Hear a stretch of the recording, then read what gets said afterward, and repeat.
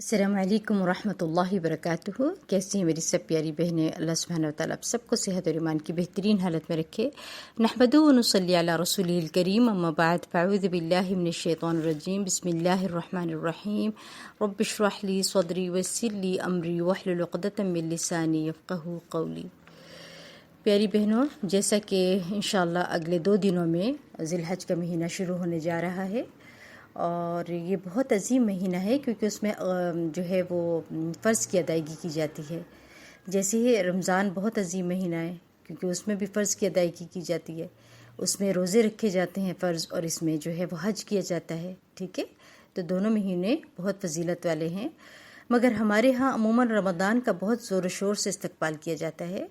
جیسے استقبال رمضان کے پروگرام ہو رہے ہوتے ہیں، عید کی بھرپور تیاریاں ہو رہی ہوتی ہیں، اور رمضان سے پہلے ہم صلہ رحمیاں کر رہے ہوتے ہیں، اور صدقہ خیرات کے لیے بھی، اپنے زکوٰۃ کے لیے بھی ہم اپنے پیسے کو، سب چیزوں کو جمع کر رہے ہوتے ہیں کہ ہم رمضان میں اس کو خرچ کریں گے تو بہت اجر ملے گا۔ تو یہ ساری چیزیں ہم رمضان کی تیاری میں تو کرتے ہیں، مگر ذی الحج کی فضیلت اور برکت ہے نا، وہ عام طور پر ہم سے مخفی رہتی ہے کیونکہ اس پر توجہ نہیں کرتے ہیں۔ مگر رمضان کی اہمیت اور فضیلت کا ہمیں معلوم ہوتا ہے نا، تو عموماً ہم اس کا بہترین استقبال کرتے ہیں۔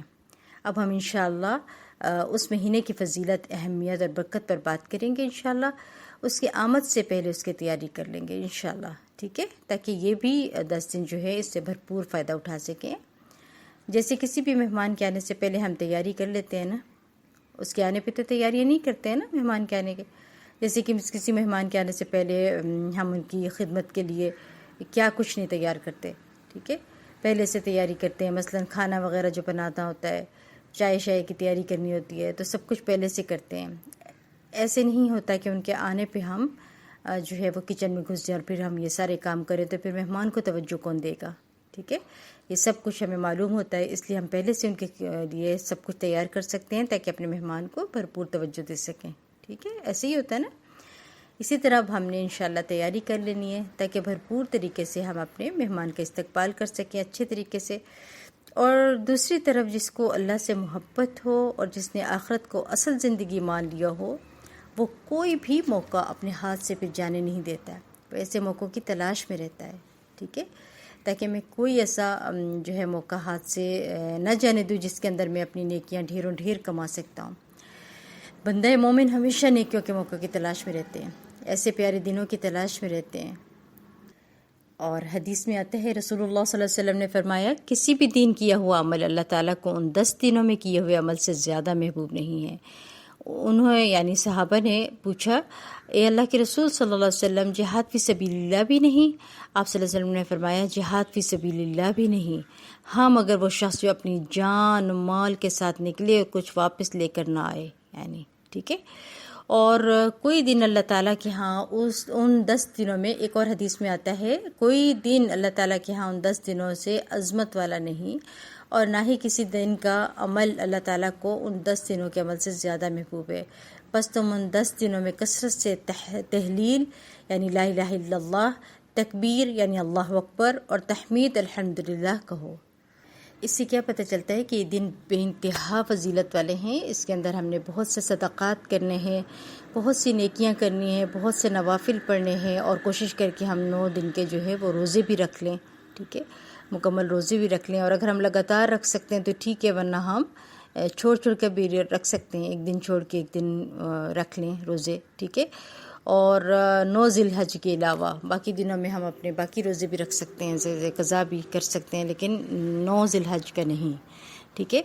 اور 9 ذی الحج کا روزہ جو ہے وہ ظاہر بہت اہمیت کا حامل ہے، اور روٹین کے کام کے علاوہ جو ہے وہ کیا ہے، ہم ذکر بہت زیادہ کریں گے، ٹھیک ہے، ذکر اذکار، جیسے میں نے ابھی بتایا ہے، یہ ذکر یہ بھی کرنے ہیں، اور تکبیرات بھی ہم کثرت کے ساتھ پڑھیں گے، جیسا کہ حدیث سے ملتا ہے۔ پہلی تکبیر یہ ہے، اللہ اکبر لا الہ الا اللہ واللہ اکبر وللہ الحمد۔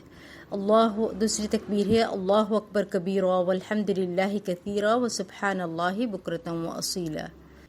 یہ تکبیرات ہم نے یکم ذی الحج سے شروع کرنی ہے انشاءاللہ، اور 13 ذی الحج تک جو ہے وہ ہم نے مسلسل تکبیرات انشاءاللہ کرتے رہنا ہے، اور عیدگاہ پہ جاتے اور آتے وقت بھی تکبیرات کو انشاءاللہ پڑھتے رہنا ہے۔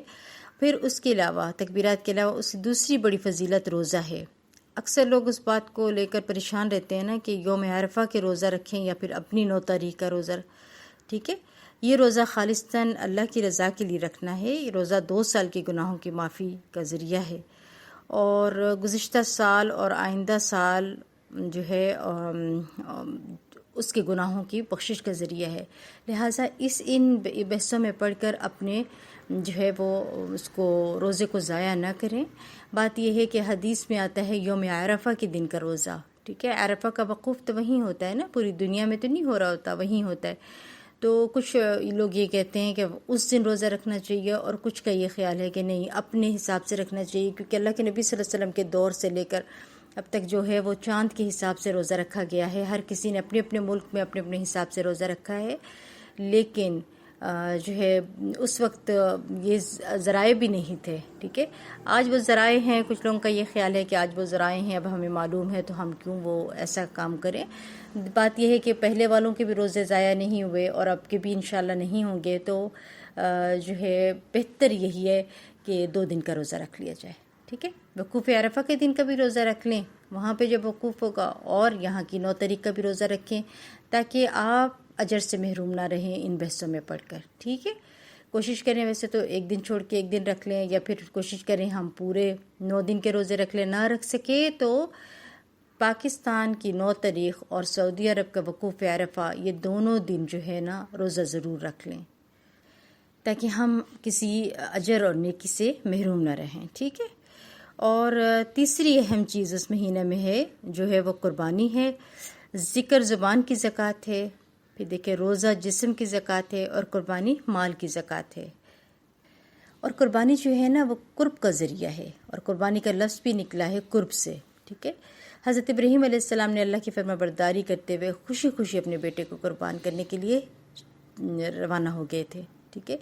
تو اگر ہم حضرت ابراہیم علیہ السلام کی سنت پر قربانی کرتے ہیں نا، تو پھر ان کی طرح قربانی بھی خوشی خوشی کرنی چاہیے، بوجھ سمجھ کے نہیں کرنی چاہیے، پریشان ہو کر نہیں کرنی چاہیے، ٹھیک ہے؟ کیونکہ قربانی کے خون کا ایک قطرہ بھی جو گرتا ہے نا، بظاہر تو ضائع ہو رہا ہوتا ہے، مگر اللہ کے ہاں اس کے خزانے میں جمع ہو جاتا ہے، وہ اس کا قدردان ہے۔ اللہ کے ہاں کچھ ضائع نہیں ہوتا۔ اللہ فرماتا ہے کہ مجھے تمہارا نہ خون پہنچتا ہے اور نہ گوشت پہنچتا ہے، یہ قرآن کی آیت ہے، ٹھیک ہے؟ اللہ تعالیٰ کیا قرآن میں فرماتا ہے کہ مجھے تمہارا نہ خون پہنچتا ہے اور نہ گوشت پہنچتا ہے، بلکہ تو صرف تمہارا تقویٰ پہنچتا ہے، اور تقویٰ دل کی کیفیت ہے نا، لہٰذا اپنے دل کو خالص کریں سب سے پہلے، ٹھیک ہے؟ اور جو بھی عمل کرے نا وہ اللہ کے لیے خالص کرے، اور خاص طور پہ قربانی دکھاوے کے لیے نہیں کرنی ہے، سب کچھ ضائع ہو جائے گا، آپ کا پیسہ بھی، آپ کا مال بھی، سب کچھ ضائع ہو جائے گا، وہ اللہ کے لیے خالص کر کے کریں، ٹھیک ہے؟ اور یہ اس مقابلے پہ نہیں کرنی وہ اس طرح کا لایا تو میں اس طرح کا لاؤں گا جانور، اس سے بڑھ کر کروں گا، نہیں، بڑھ کر اپنے اللہ کے نزدیک کیا ہونا ہے یہ سوچنا ہے کہ میں بڑھ چڑھ کر وہ عمل کروں جو میرے رب کے نزدیک قبولیت والا ہو، ٹھیک ہے؟ اور آپ کو پتہ ہے اگر آپ کے دل میں یہ خیال آ جاتا ہے کہ میں بہتر قربانی کر رہا ہوں یا میں اس سے افضل کر رہا ہوں، تو پھر آپ کا عمل ضائع ہو جائے گا۔ اور اب اگر کبھی شیطان کی طرف سے ایسا وسوسہ آ بھی جائے تو فوراً پڑھنا ہے اللہ اکبر، تکبیرات پڑھنا شروع کر دیجیے گا، اللہ اکبر، کیونکہ اللہ بڑا ہے، ٹھیک ہے؟ میں کچھ بھی نہیں ہوں۔ پھر دیکھیں حدیث میں آتا ہے کہ کوئی بھی عمل یوم النحر کے دن سے زیادہ افضل نہیں ہے، کیونکہ اس دن کا سب سے بہتر عمل جو ہے وہ قربانی ہے، ٹھیک ہے؟ یعنی اس دن صدقہ پیسوں کا کرنے کا کوئی فائدہ نہیں، کیونکہ اس دن اللہ کے نزدیک خون بہا زیادہ افضل ہے، جتنا ثواب خون بہا کا ہے نا وہ کسی اور چیز کا نہیں ہوگا پھر، ٹھیک ہے؟ اور قربانی نہ کرنے والوں کے لیے بھی سخت وعید ہے۔ آپ صلی اللہ علیہ وسلم نے فرمایا جو شخص استطاعت رکھتے ہوئے قربانی نہ کرے وہ مسلمانوں کی عیدگاہ میں نہ آئے، یعنی وسعت ہے، مال بھی ہے، وسعت بھی ہے، اور آپ قربانی نہیں کرتے ہیں تو اللہ کے نبی صلی اللہ علیہ وسلم نے ایسے لوگوں سے کیا فرمایا کہ مسلمانوں کی عیدگاہ میں نہ آئے۔ کتنی ناراضگی کا اظہار ہے۔ اگر عیدگاہ سے نکلنے کا حکم نبی صلی اللہ علیہ وسلم دے رہے ہیں تو یہ کتنی خوفناک بات ہے۔ اللہ ہمیں ہدایت دے اور عمل کی توفیق دے۔ اب ایک شخص آپ کسی کے گھر جاتے ہیں اور وہ کہتا ہے کہ میرے گھر مت آؤ، نکل جاؤ میرے گھر سے، یا مت آؤ میرے گھر، تو پھر کیسی کیفیت ہوتی ہے؟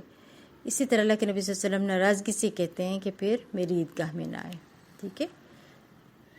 پھر آپ صلی اللہ علیہ وسلم نے یہ بھی فرمایا کہ جس نے ذی الحج کا چاند دیکھ لیا ہے، ٹھیک ہے، اور وہ قربانی کا نیت رکھتا ہو تو اپنے بال کٹوا لے اور ناخن ترشوا لے، ٹھیک ہے۔